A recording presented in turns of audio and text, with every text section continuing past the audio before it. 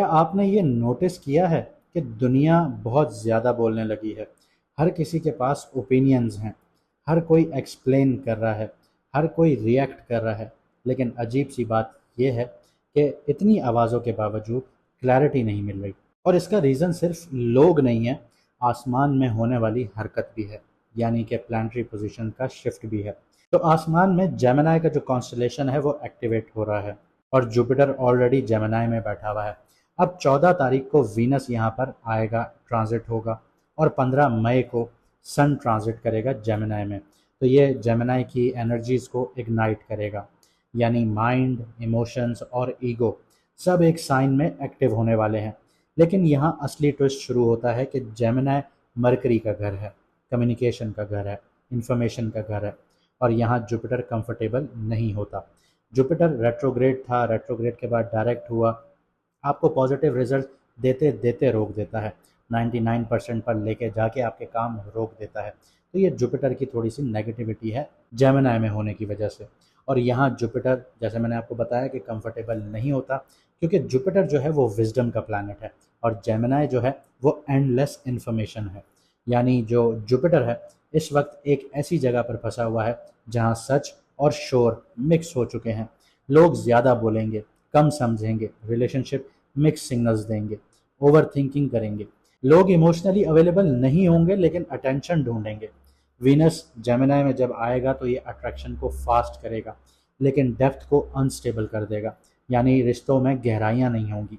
सन Gemini में ego को words देगा, यानी ईगो जो होगी वो फ्लेयर करेगी, लेकिन साथ ही आर्ग्यूमेंट्स, इम्पल्सिव ओपिनियंस और मेंटल रेस्टलेसनेस भी बढ़ाएगा। लेकिन सबसे खतरनाक पॉइंट ये है कि इन सब प्लैनेट्स की जो सातवीं नज़र है वो सीधा सीधा सजिटेरियस पर पड़ रही है। यानी जेमिनी जो है वो इन्फॉर्मेशन है और सजिटेरियस जो है वो एक सच है। तो अब जो एक जंग होगी वो सिर्फ रिलेशनशिप्स की नहीं होगी, आपके बिलीफ सिस्टम्स की भी होगी। लोग पूछने लगेंगे कि सच क्या है, झूठ क्या है, किस पे ट्रस्ट करना है, और क्या हम वाकई स्पिरिचुअली एक अलाइंड हैं या नहीं हैं, या सिर्फ इंफॉर्मेशन कंज्यूम कर रहे हैं। तो इस तरह की बातें चलेंगी। ये ट्रांजिट दुनिया को मेंटली हाइपर एक्टिव कर देगा लेकिन स्पिरिचुअली एक्सपोज भी करेगा। और फिर 2 जून के बाद जब जुपिटर जो है जेमिनी से निकल कर कैंसर में एंटर करेगा, यानी अपनी एग्जॉल्टेड पोजीशन पर आएगा, यानी शर्फ में आएगा, तो यहाँ पे जो कन्फ्यूजन बिल्ड हो रही होगी वो जून के बाद चीज़ें इमोशनल क्लैरिटी में कन्वर्ट होना शुरू हो जाएंगी। तो अगले कुछ हफ्ते मजाक बिल्कुल भी नहीं होगा, एक मैसेज रिलेशनशिप बना सकता है, एक स्टेटमेंट कंट्रोवर्सीज क्रिएट कर सकता है, और एक सच पूरी ज़िंदगी बदल सकता है। मैं हूं इरफान और आप देख रहे हैं सितारों का सफ़र। आइए शुरू करते हैं कि जो सन और वीनस का ट्रांजिट है ये आपकी कुंडली पर क्या इम्पैक्ट लेकर आ रहा है। इसके साथ साथ ये बताता चलूँ कि जिन लोगों ने अपना मून साइन जानना है वो कमेंट सेक्शन में अपनी ओरिजिनल डेट ऑफ बर्थ लिख दें, आपको आपका मून साइन बता दिया जाएगा। और जो लोग डायरेक्शन हासिल नहीं कर पा रहे, जिनको समझ में नहीं आ रहा ज़िंदगी किस तरफ लेके जानी है, घर के मसले हो रहे हैं, घर के इश्यूज ख़त्म नहीं हो रहे, पैसा एक हाथ से आ रहा है दूसरे हाथ से जा रहा है, एक्सपेंसेस बढ़ चुके हैं, आपके दोस्त यार आपको डिच कर रहे हैं, बहन भाइयों से आपको वफा नहीं मिल रही, तो आप लोगों की स्क्रीन पर व्हाट्सएप का नंबर आ रहा होगा, मैसेज करके अपना अपॉइंटमेंट बुक करवा लीजिए, ताकि आपकी ज़िंदगी के जो इश्यूज़ हैं आपको एक क्लियर पाथ की तरह सामने नज़र आना शुरू हो और आप उनका हल ढूंढ के आगे बढ़ सकें। आइए जानते हैं कि आपकी कुंडली का इम्पैक्ट क्या है सन और वीनस के ट्रांजिट पर। तो अगर आपका मून साइन लिब्रा है, यानी कि तुला राशि है, यानी कि बुर्ज मेज़ान है, तो अब आपकी किस्मत आपको आगे पुश करेगी। लेकिन पहले यहाँ पे आपको अपनी सोच को भी अपग्रेड करना होगा।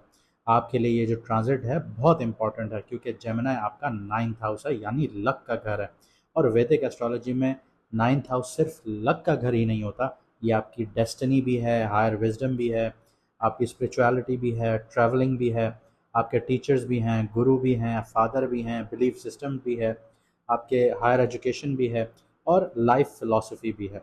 अब यहाँ पे जुपिटर पहले से बैठा हुआ था और अब वीनस यहाँ पे एंटर हो रहा है, और सन जो है वो आपके 8th हाउस में एक्टिवेट कर रहा है 8th हाउस को।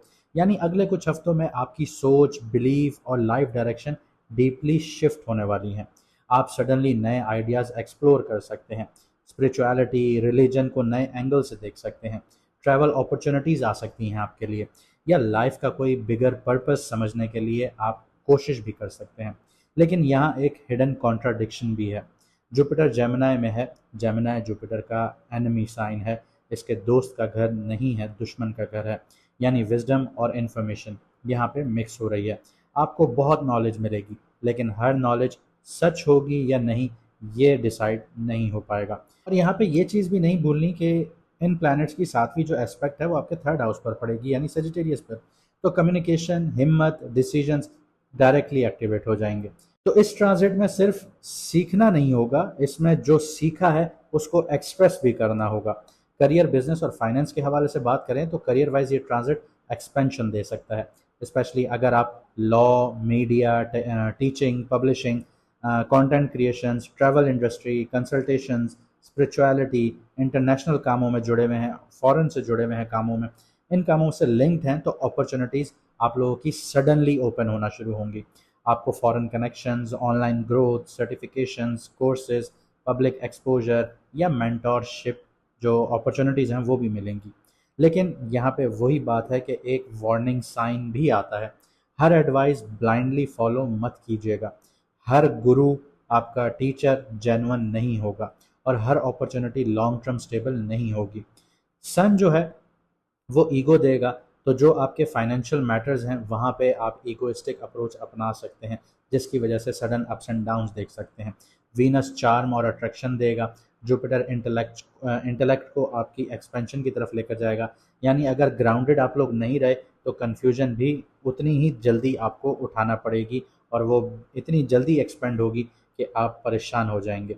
अभी माइंड एक्सपेंड हो रहा है फिलहाल आपका, बाद में जो आपकी डेस्टिनी है वो सॉलिड होना शुरू हो जाएगी। रिलेशनशिप, मैरिड और सिंगल्स की बात करते हैं। यहाँ इमोशनल एनर्जी बहुत मेंटली ड्रिवन होगी। सिंगल्स की बात की जाए तो लॉन्ग डिस्टेंस अट्रैक्शंस देखने को मिलेंगी। ऑनलाइन कनेक्शंस हो सकते हैं। डिफरेंट कल्चर्स, बैकग्राउंड का पर्सन मिल सकता है आप लोगों को, या इंटेलेक्चुअल केमिस्ट्री डेवलप हो सकती है। आपको कोई ऐसा इंसान अट्रैक्ट कर सकता है जो इंटेलिजेंट हो, फिलोसफिकल हो, या आपकी सोच को चैलेंज करता हो। लेकिन मसला ये आ जाता है कि आप लोग पोटेंशियल से प्यार कर बैठेंगे, रियलिटी से नहीं कर पाएंगे। मैरिड लोगों की बात की जाए तो बिलीफ सिस्टम और कम्युनिकेशन मेजर टॉपिक बन रहे हैं आप लोगों के लिए। अगर पार्टनर के साथ इमोशनल अंडरस्टैंडिंग वीक हुई तो आर्ग्यूमेंट्स आएंगे, ओपिनियंस बीच में आना शुरू हो जाएंगे, फैमिली वैल्यूज आ जाएंगी, या फ्यूचर डायरेक्शन यहाँ पे चेंज हो सकती है।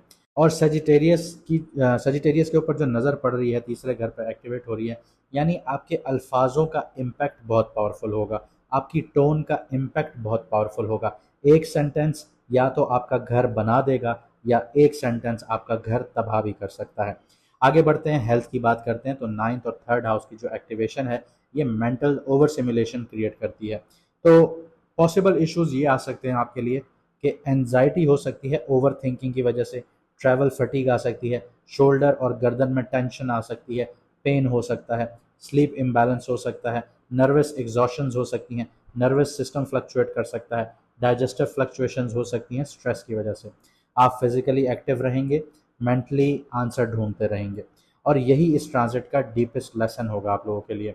अब यहाँ पे सवाल ये पैदा होता है कि क्या आप वाकई सच ढूंढ रहे हैं, या फिर सिर्फ वो बातें जो आपको एक कंफर्ट जोन में लेकर चली जाती हैं। तो याद रखिएगा कि इस बार जेमिनाई की एनर्जी सिर्फ कम्युनिकेशन नहीं लेकर आएगी, ये कन्फ्यूजन और क्लैरिटी के बीच में एक जंग लेकर आएगी। वीनस जो है वो इमोशंस को हवा की तरह चलाएगा, लेकिन सन जो है वो जलती पे तेल का काम करेगा, आपके ईगो को लेके और आपकी आइडेंटिटी को लेके। और जुपिटर जो है वो एक दुश्मन के साइन में है, तो यहाँ पे बैठ कर ये आप सबको यही सिखाएगा कि हर इन्फॉर्मेशन विजडम नहीं होती।